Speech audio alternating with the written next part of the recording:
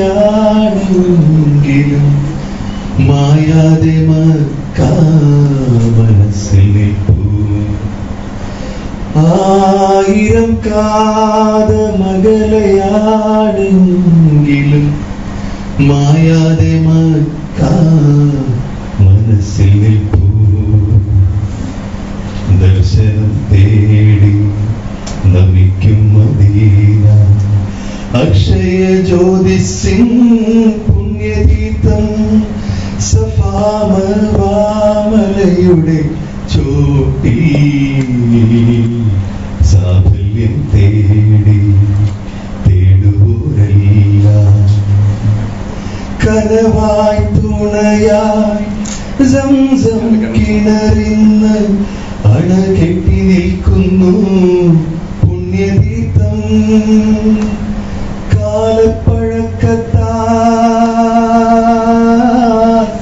കാലപ്പഴക്കത്താൽ മാറ്റാൻ കഴിയുമോ ബിലാലിൻ സുന്ദര ബാങ്കൊലികൾ? ഖുർആന്റെ വാക്യങ്ങൾ തേടും നാളിൽ കനിയണം നീ എന്റെ തമ്പുരാനേ. ആയിരം കാത മകളയാണെങ്കിൽ മായാതെ മനസ്സിൽ നിൽപ്പൂ.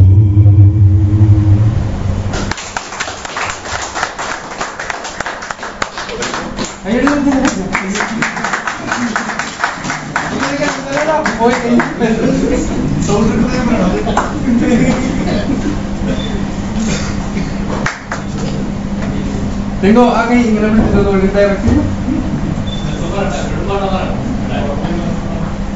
ഫോർമൽ ഫംഗ്ഷൻ ഫോർമൽ ഫംഗ്ഷൻ ഒരു 2-3 ആൾക്കാരോട് മോണ്ട് ചെയ്യണം. ഒരു 1.5 ലക്ഷം കൊണ്ട്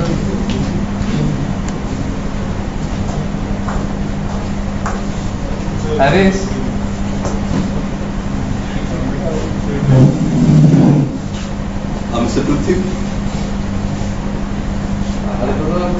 പഠിക്കാം.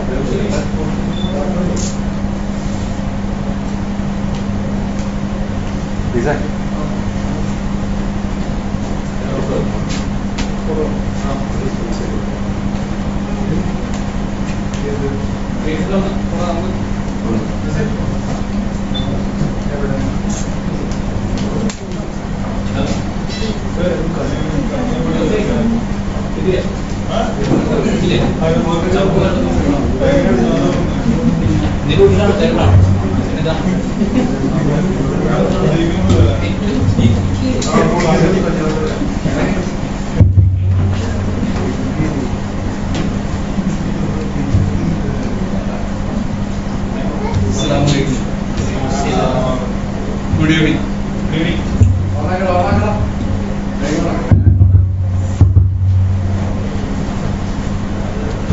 Mother Arts and Science College, Peruvallur, alumni, Qatar chapter Punarjini 2011.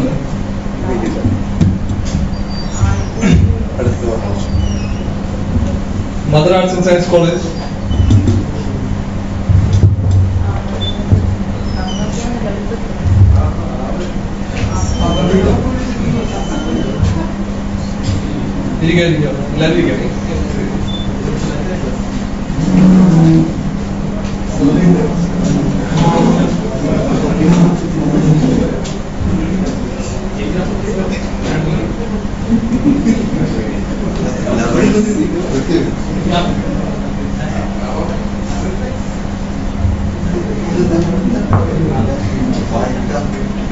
അപ്പോൾ എല്ലാവരും ഇരിക്കണമെങ്കിൽ നമുക്ക് തുടങ്ങാം.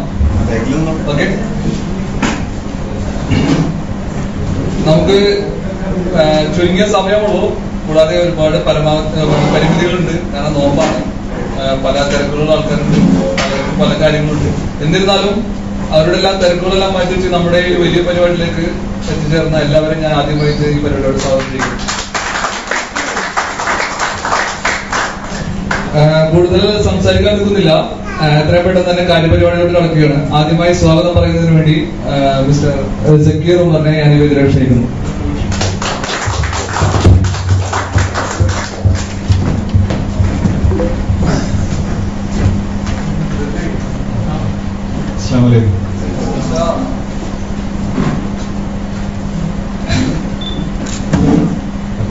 ടെൻഷൻ ഉണ്ട്.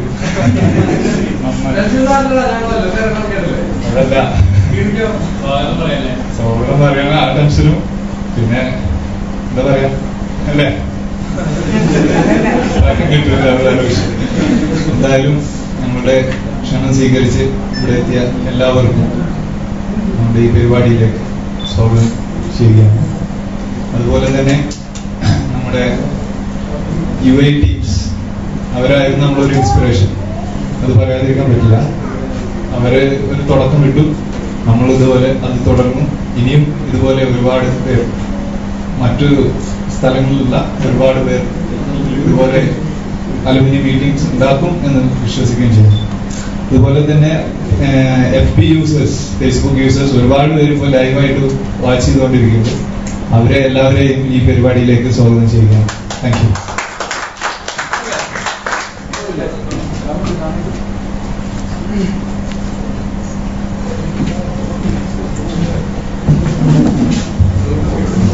അടുത്തതായി നമ്മുടെ ഈ പരിപാടിയുടെ പുനർജനി 2011 അധ്യക്ഷ പ്രസംഗം വഹിക്കുന്നതിനായി മിസ്റ്റർ പൃഥ്വിയെ ഞാൻ വേദിയോട് ക്ഷണിക്കുന്നു.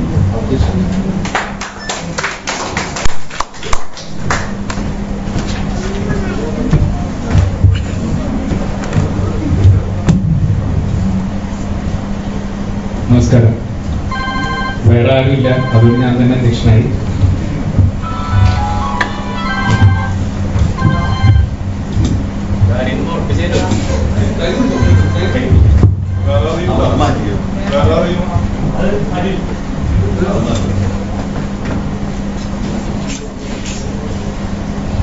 അയ്യോ, ഇങ്ങനെ എല്ലാവരും കാണുന്ന ഒരിക്കലും പ്രതീക്ഷയല്ല.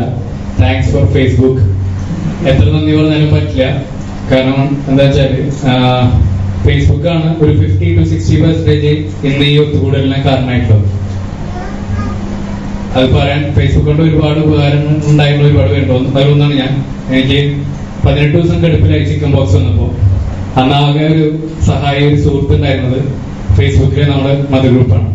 എന്നെക്കാളും ഒരുപാട് ഗുണമുണ്ടായ ഒരാളുണ്ട്, മുഹമ്മദ് ഗെയ്സ്. ജീവിതത്തിലുള്ള സഖിയെ പോലും അവൻ ഫേസ്ബുക്കിൽ നിന്ന് കണ്ടെത്തി.